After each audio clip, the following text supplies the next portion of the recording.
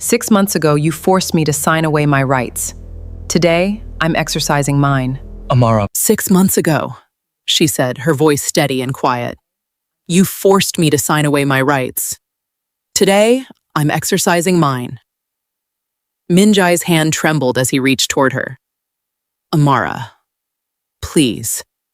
She looked at him, and for the first time in months, there was no sadness in her eyes.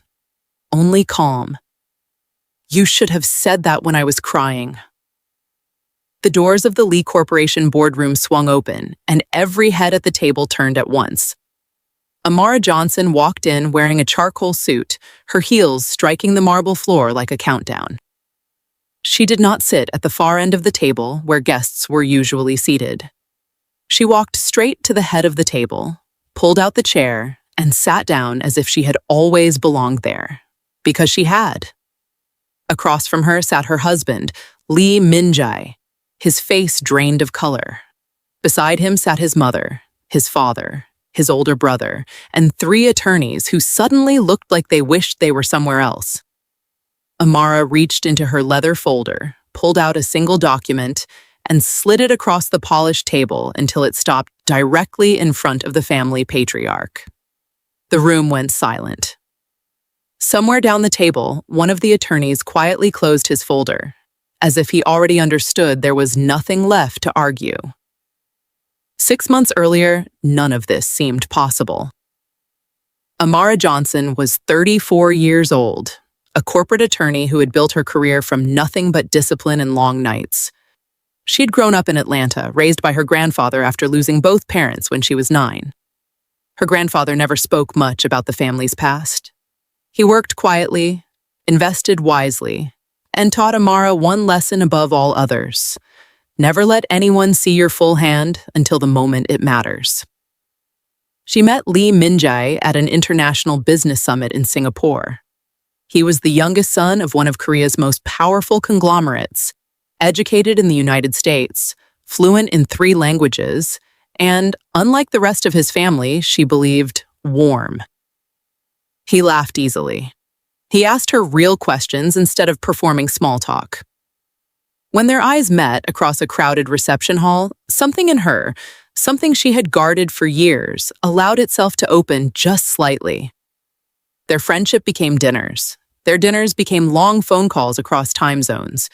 Within a year, Minjai proposed to her on a balcony overlooking the Han River, and despite everything inside her that whispered caution, Amara said yes. But there were signs, even then, if she had let herself see them clearly. The Lee family never fully welcomed her. At family gatherings, conversations would pause when she entered a room. Her future mother-in-law would ask pointed questions about her background, her family's wealth, her intentions, always phrased politely, always landing like small cuts. Whenever Amara brought up these moments to Minjai, he would sigh and say the same thing. Just be patient with them. They'll come around. She wanted to believe him. She wanted more than anything for love to be enough to soften people who had already decided who she was before she ever spoke a word to them.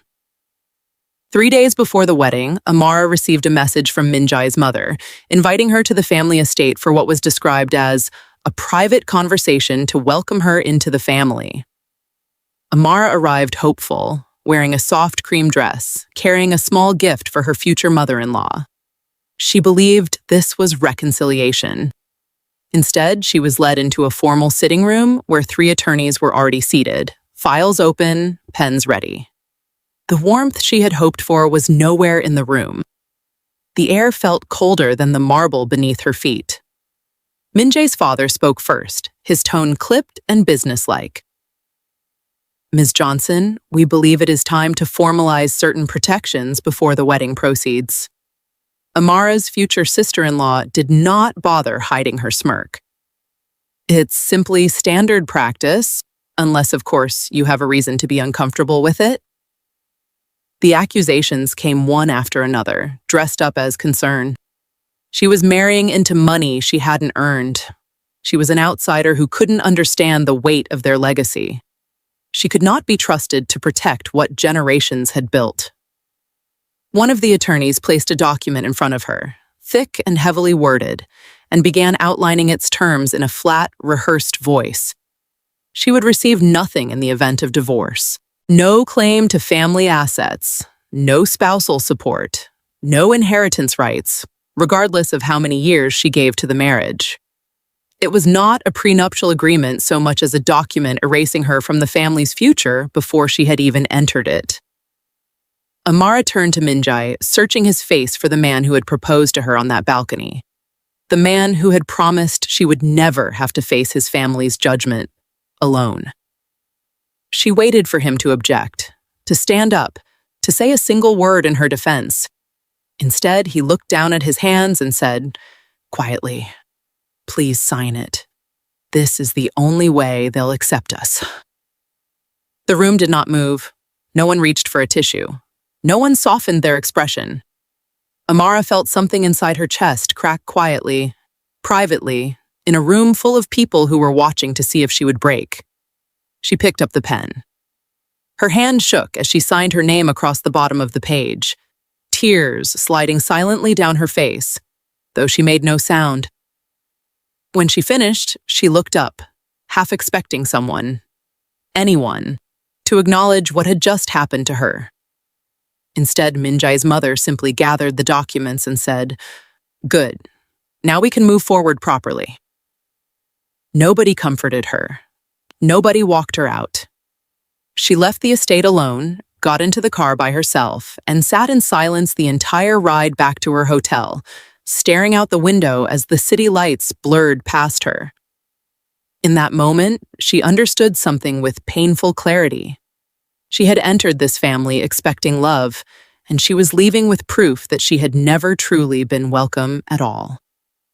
If you're finding yourself invested in Amara's story already, make sure to hit that subscribe button and drop a comment letting us know what you think is coming next. Trust me, you do not want to miss where this goes. Now, back to the story. The wedding proceeded as planned, a lavish affair with hundreds of guests, photographers, and floral arrangements that cost more than most people's annual salaries. Amara wore the dress. She smiled for the cameras, but something inside her had shifted permanently. She noticed for the first time with total clarity how the family treated her at every turn. The way relatives spoke over her at the reception, the way she was seated at the edges of important family photographs, the way Minjai's mother introduced her to guests as Minjai's American wife, rather than simply his wife. In the weeks that followed, Minjai grew distant. He worked longer hours. He stopped defending her when his family made comments in front of her. When she tried to talk to him about it, he would simply say he was tired, that things would settle eventually, that she needed to give it time. Amara began to feel like a guest in her own marriage, tolerated but never truly accepted, present but never truly seen. She began spending more time alone in the enormous house they shared, walking through hallways decorated with portraits of Minjai's ancestors, feeling increasingly like a stranger in a life she had willingly stepped into. She would sit by the window some evenings, replaying the moment she signed that prenup, wondering if she had made the greatest mistake of her life. Then, one quiet Tuesday morning, everything changed. A car pulled into the driveway that Amara did not recognize. A man in his 60s, silver-haired, dressed in an impeccably tailored suit, stepped out and asked to speak with her privately. He introduced himself as Robert Ashford, an attorney who had worked closely with her grandfather for over 3 decades. "Ms. Johnson," he said once they were seated in the quiet study, "your grandfather left specific instructions regarding a matter that could only be revealed to you after your marriage was legally finalized."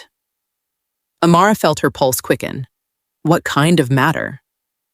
Ashford opened his briefcase and retrieved a folder, worn slightly at the edges, clearly kept safe for many years. 30 years ago, the Lee family conglomerate was on the verge of total collapse. A financial crisis nearly destroyed everything they had built. Your grandfather, through a private investment trust, provided the capital that saved the company. Amara sat frozen, trying to process what she was hearing. My grandfather? He never mentioned any of this? He was a private man, Ashford said. In exchange for saving the company, he secured controlling ownership through a series of holding structures, deliberately obscured, to protect the arrangement from public knowledge, and frankly, to protect it from the Lee family itself. He never wanted them to feel indebted, and he never wanted them to know exactly how much control he held. The trust was designed to transfer automatically, under specific legal conditions, directly to you. To me? Ashford nodded. The moment you legally became a member of the Lee family through marriage, the ownership fully vested in your name. Ms. Johnson, you are, as of this moment, the majority shareholder of the Lee Corporation. You hold controlling ownership of the family estate, the holding company, and the majority of voting rights across their business empire. For a long moment, Amara said nothing at all. Then, unexpectedly, she began to laugh, softly at first, then harder, until tears streamed down her face again. Except this time, they were entirely different tears. She thought of the room where she had signed away her rights while the Lee family watched in silence. She thought of their attorneys, so confident, so certain they had protected everything that mattered to them. They had asked her to sign away her claim to their fortune, never once imagining that she already owned it. Amara did not reveal what she now knew. Not immediately. She understood, with the same discipline her grandfather had instilled in her since childhood, that power revealed too early loses its advantage. Instead, she began, quietly and methodically, to prepare. Over the following weeks, she met privately with Ashford and a small team of trusted financial advisors, reviewing the full scope of what she now controlled. She studied the company's structure, its board composition, its executive leadership, identifying exactly where corruption and mismanagement had taken root under the family's watch. She discovered that several senior executives, family loyalists, had been siphoning funds through inflated contracts for years, protected simply because no one had ever dared to question them. Amara began exercising her ownership rights carefully, starting with routine administrative actions that raised no immediate alarm. Corporate accounts tied to certain executive privileges were quietly restructured under standard compliance reviews. A board meeting was called under the pretense of a scheduled quarterly review. Behind the scenes, however, Amara was positioning every piece exactly where she needed it. When the day of the board meeting arrived, the atmosphere in the room was ordinary at first, filled with routine reports and financial summaries. Then Amara stood, walked to the head of the table, and calmly announced that, under the terms of a legally binding trust established decades earlier, she held majority voting control of the corporation, effective immediately. The room fell into stunned silence. One of the older board members demanded proof. Ashford, seated quietly near the back of the room, stepped forward and presented the documentation, verified, notarized, and airtight. There was nothing to contest. Panic spread quickly through the family. Executive privileges that had been taken for granted for years were suddenly under review. Corrupt contracts were suspended pending investigation. Family members who had once dismissed Amara as an outsider now found themselves needing her approval simply to access company resources they had always assumed belonged to them. Minjae discovered the truth not from Amara directly, but from a frantic phone call from his father, demanding to know why the family's accounts had been frozen. He rushed home that evening, finding Amara seated calmly in the study, reviewing documents with the same composure she carried into every difficult moment of her life. "Why are you doing this?" he asked, his voice cracking with disbelief. "Amara, this is my family." She looked up at him slowly. "Because when I needed you, you chose them. Every single time." "I didn't know," he said. I swear I didn't know any of this. If I had known who you really were. That's exactly the problem, Amara said quietly. You should have stood beside me because of who I was to you, not because of what I turned out to own. Minjae had no answer for that. There wasn't one. Word spread quickly through the extended family and the company's upper ranks. Executives who had mocked her privately now requested meetings, eager to demonstrate their loyalty. Relatives who had excluded her from family photographs now called to apologize, their voices dripping with a warmth that had never existed before. Amara listened to every one of them, polite but unmoved, understanding clearly that their sudden affection had nothing to do with her and everything to do with what she now controlled. If you're still with us, this is a great time to smash that like button and share this video with someone who needs to see how the story ends. Because what happens next is the moment everyone has been waiting for. Let's continue. The Lee family gathered one final time. Not at the boardroom this time, but at the same formal sitting room where Amara had once signed away her rights in tears. The irony was not lost on her as she walked in. The same marble floor beneath her feet. The same cold light through the windows. Except this time, every person in the room rose slightly as she entered, an instinctive gesture of deference that would have been unthinkable 6 months earlier. Minjae's mother, the same woman who had once questioned Amara's intentions with such condescension, now sat with her hands folded tightly in her lap, unable to meet Amara's eyes. Minjae's father, once so composed and commanding, looked older somehow, diminished by the reversal of power he never saw coming. Minjae stood as she took her seat, his voice unsteady. Amara, I know I have no right to ask this, but I need you to know I am sorry. I failed you, I betrayed you when you needed me most, and I let my family's fear control decisions that should have belonged to us alone. I never believed you would actually leave. I never thought you had a reason to. Amara studied him for a long moment before responding. You're right. You have no right to ask anything of me. But I'll answer you anyway, because I think everyone in this room deserves to hear it clearly, once and for all. She rose from her chair and looked around the room, meeting each family member's gaze in turn, the same people who had once dismissed her as unworthy, now sitting in complete silence, waiting on her every word. I never wanted your money, she said. I never wanted your power, your name, or your legacy. I only wanted the man I loved to stand beside me when it mattered most. But when I was humiliated in this very room, every single one of you looked away. Nobody defended me. Nobody comforted me. You let me sign away my future while you smiled, certain you had won. She paused, letting the silence settle before continuing. What none of you understood is that the prenup you forced me to sign didn't protect your family. It protected me, because it proved, in writing, exactly who you believed I was before you ever knew the truth. Minjae lowered his head. Can you forgive me?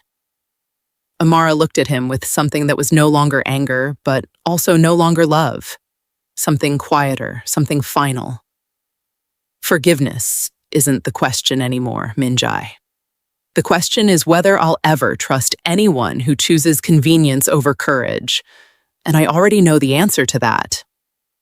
In the weeks that followed, Amara filed for divorce, her legal position unshakable given everything that had transpired. She retained full control of the corporation, restructuring leadership from the ground up, removing the executives who had enriched themselves through corruption, and replacing them with individuals chosen strictly on merit rather than family loyalty. The Lee family's influence over the company they once controlled without question was permanently diminished.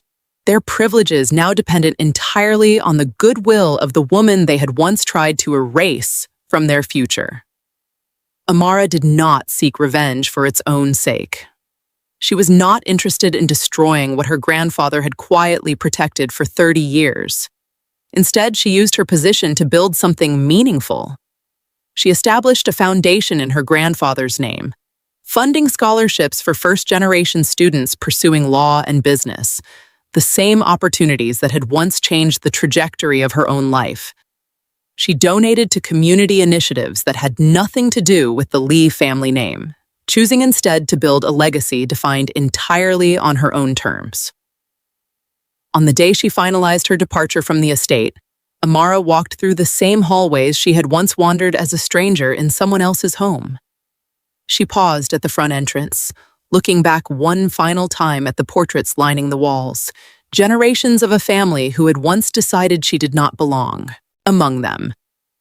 She did not feel triumphant in the way revenge stories often promise. She felt something steadier than that. Clarity. As she stepped outside into the sunlight, her car waiting at the base of the stairs, she allowed herself one final thought before closing that chapter of her life for good. The day I signed that prenup, I thought I had lost everything, she said softly to herself. It turned out I had finally discovered who I really was. She got into the car without looking back, and as it pulled away from the estate, the gates closing slowly behind her, Amara Johnson drove toward a future that belonged entirely to her, built not on inheritance or family name, but on the quiet, unshakable strength her grandfather had spent a lifetime preparing her to carry.